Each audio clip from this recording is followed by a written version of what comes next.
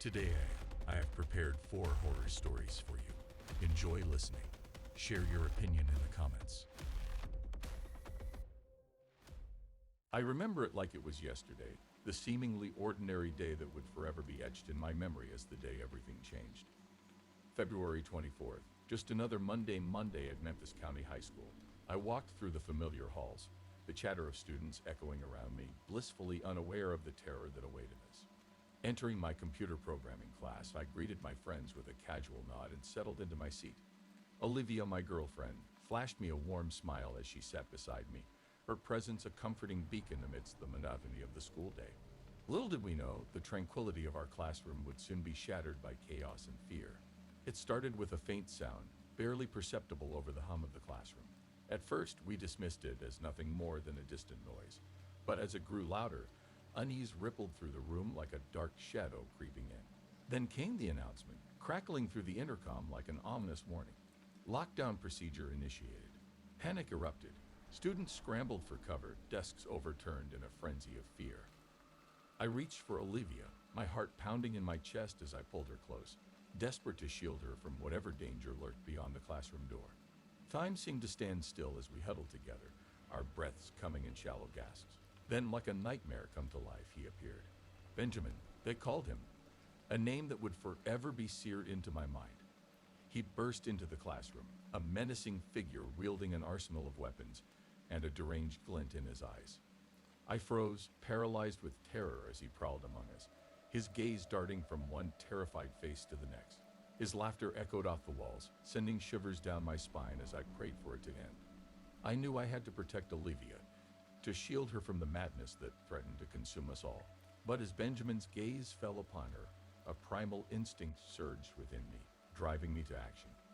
I lunged forward, desperation fueling my every move as I attempted to wrestle the weapon from his grasp.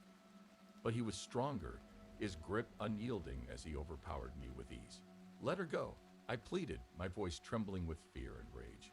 But Benjamin only laughed, his twisted smile sending a chill down my spine as he turned his attention back to Olivia. I watched in horror as Benjamin's hand tightened around the trigger, his finger poised to unleash destruction upon us all. Time seemed to slow as I reached out, my scream drowned out by the deafening roar of gunfire. And then she was gone, her life snuffed out in an instant, leaving behind nothing but a gaping void in my heart. I cradled her lifeless form in my arms, tears streaming down my face as I whispered words of love and regret into the silence of the classroom. As I mourned the loss of Olivia, Benjamin's voice cut through the haze of grief, his words like poison in my ears. "You have a choice," he sneered, his gaze burning into mine with an intensity that sent a shiver down my spine. "You can join me or you can share her fate." I knew what I had to do, the weight of his words crushing me beneath their merciless weight. With a heavy heart, I nodded, resigned to a fate from which there could be no escape. I thought I had reached the depths of despair, but nothing could have prepared me for what came next. Under Benjamin's twisted influence, I committed unspeakable acts, each one driving me further into the darkness that threatened to consume my soul. I watched in horror as he forced me to turn the weapon on our principal, a man I had once respected and admired.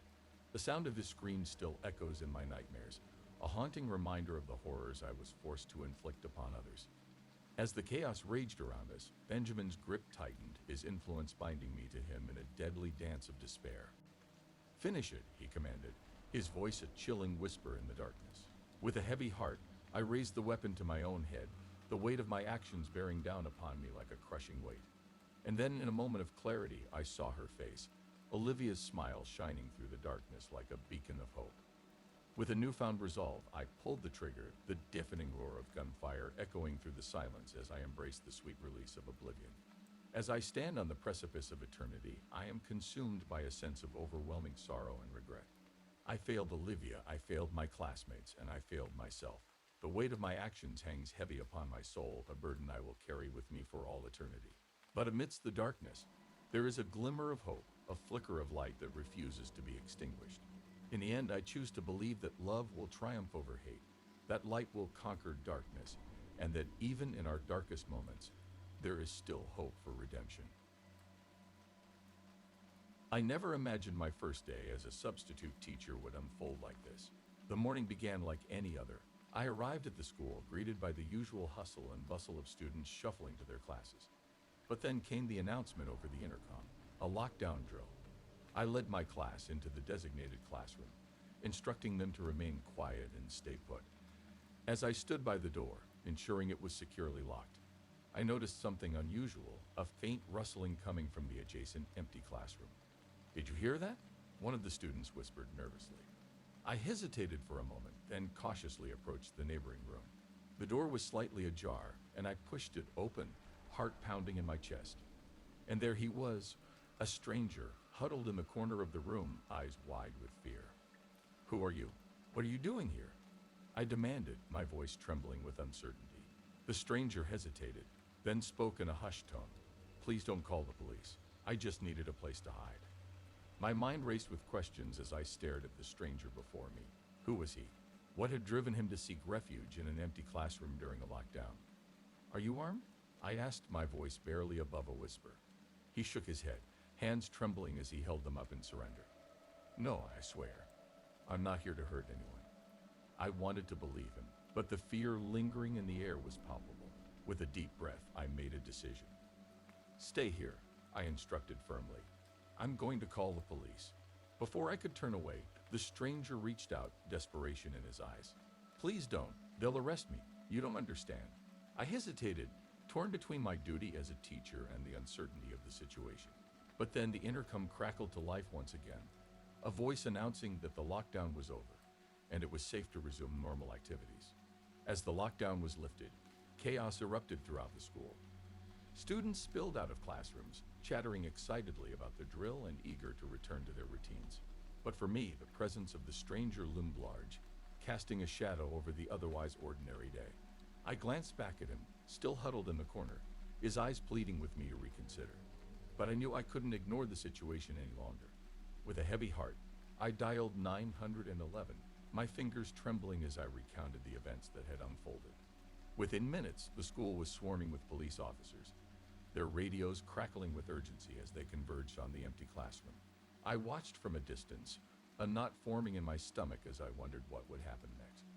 The interrogation room was cold and sterile, the harsh fluorescent lights casting a harsh glow over the proceedings.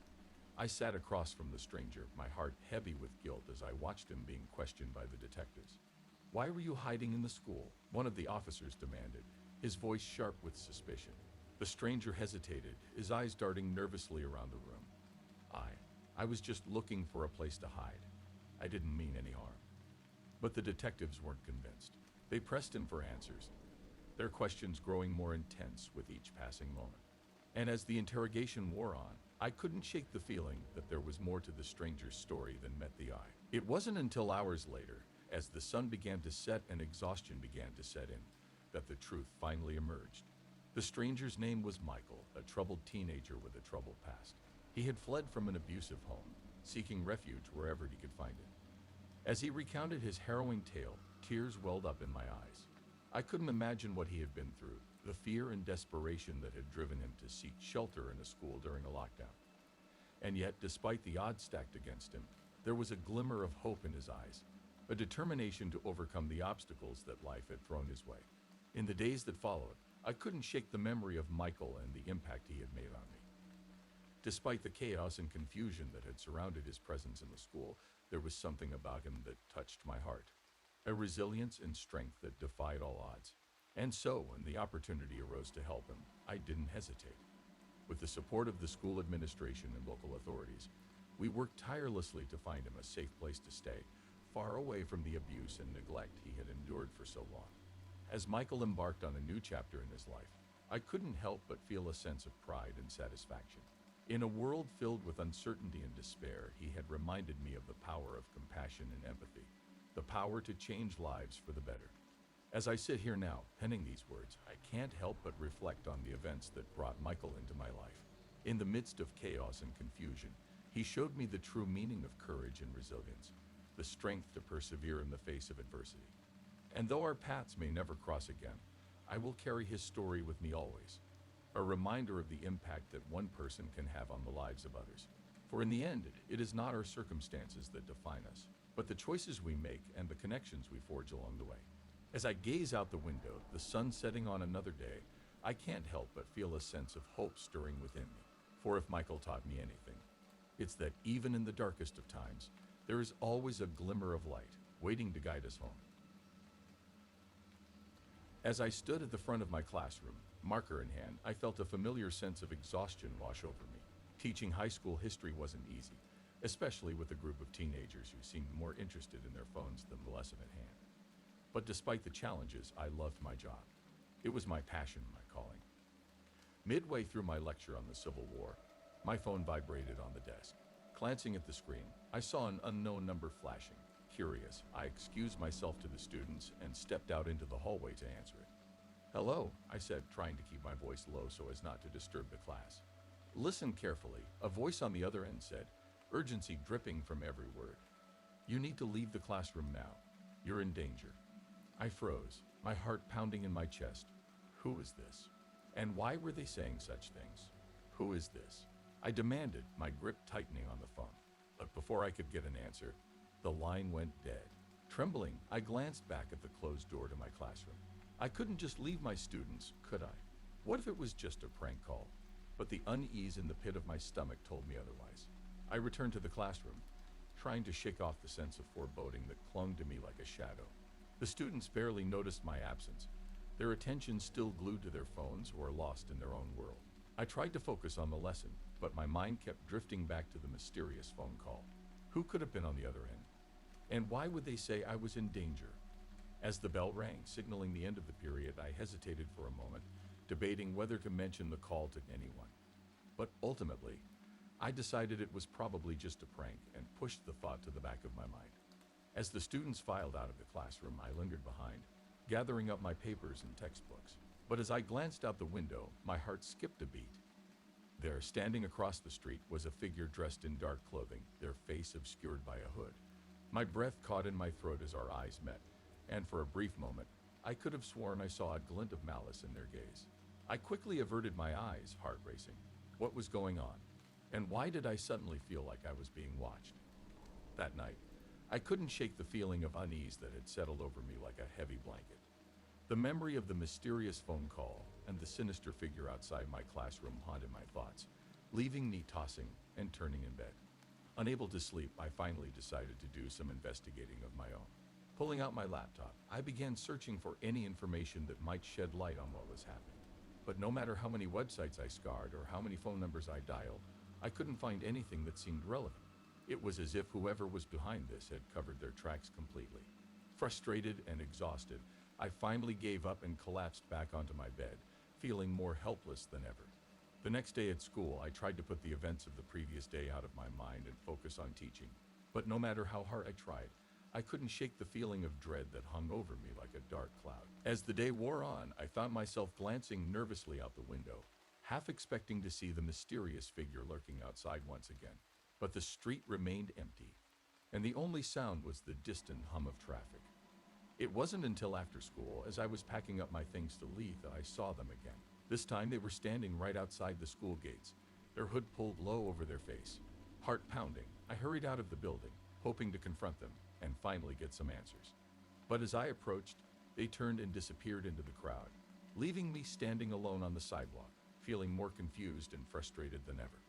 That night, as I sat alone in my apartment, the pieces of the puzzle suddenly began to click into place. The mysterious phone call, the sinister figure outside my classroom, it all started to make sense. I realized with a sinking feeling that I had been the target of a carefully orchestrated plot designed to frighten me into silence. But why? And who could be behind it? Suddenly, a name popped into my head, Jameson. He was a former student of mine, someone I had failed years ago for cheating on a test. Could he be seeking revenge?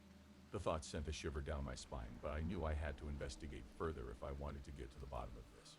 The next day, I went to the police with my suspicions, hoping they could help me track down Jameson and put an end to his sinister games once and for all. With their assistance, we were able to locate him, hiding out in a rundown apartment on the outskirts of town. When the police confronted him, he confessed to everything: the phone calls, the stalking, the threats. As he was led away in handcuffs, I felt a sense of relief wash over me. Finally, I could put this nightmare behind me and move on with my life. But as I looked back on the experience, I couldn't help but feel a twinge of sadness. Jameson had been a troubled kid, someone who had slipped through the cracks of the system. If only I had reached out to him sooner, maybe things could have been different. But for now, all I could do was be grateful that I had escaped unharmed, and hope that Jameson would find the help he so desperately needed. I stood at the front of the classroom, a whiteboard marker poised in my hand as I explained the intricacies of Shakespearean sonnets to my restless students. Their eyes flickered between their notebooks and the clock on the wall, counting down the minutes until the bell would release them from the confines of the classroom. Little did I know, this ordinary day would soon unravel into a nightmare. "Miss Thompson, can we go now?" "This stuff is boring," complained one of the students, interrupting my lecture. I sighed, pushing aside my frustration. "We still have 10 minutes left, Brian. Let's try to stay focused." Just then, a loud announcement crackled over the intercom, causing everyone in the room to jump. "Attention all students and staff. Due to unforeseen circumstances, we are implementing a lockdown procedure. Please remain in your classrooms until further notice. This is not a drill." Panic swept through the room like wildfire as students exchanged worried glances. I tried to maintain composure, though my heart raced with uncertainty. "Stay calm, everyone," I urged, my voice shaking slightly. "Let's follow protocol and wait for further instructions." Minutes turned into hours as we sat in silence, the tension in the air thickening with each passing moment.